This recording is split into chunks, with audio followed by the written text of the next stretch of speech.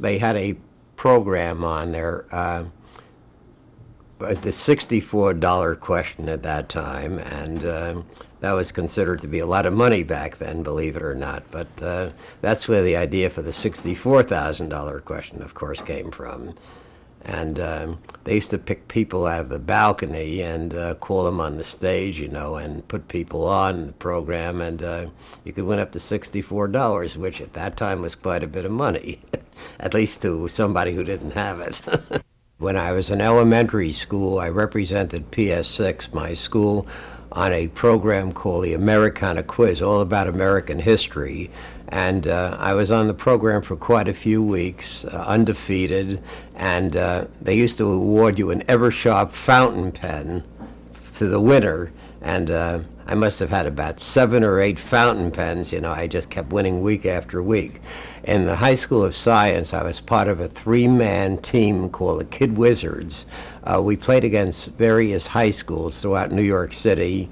Murray Gerstenhaber, who was the first in the graduating class at the Bronx High School of Science, and my graduating class was an expert at science, math, and so forth. Then we had another person who was very good at English literature, English, and related topics, and I was the social studies person on there, and we were undefeated throughout the whole year. As a matter of fact, they used to broadcast from the Great Northern Hotel on 57th Street in Manhattan, and I run into the world champion boxing champ, Jack Dempsey, who was a lieutenant commander in the Navy. He was training sailors at that time. But so I had pre-21 quiz show experience. Now, would you study for these? Was there a way to study for this? No, I didn't study. It's the old story, you either know it or you don't know it. Now, there's no way of prepping for these things.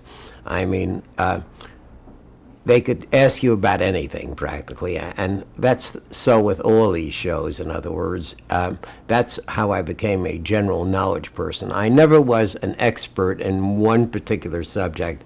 I have the ability to have broad knowledge, across the board knowledge pretty much, and in depth too.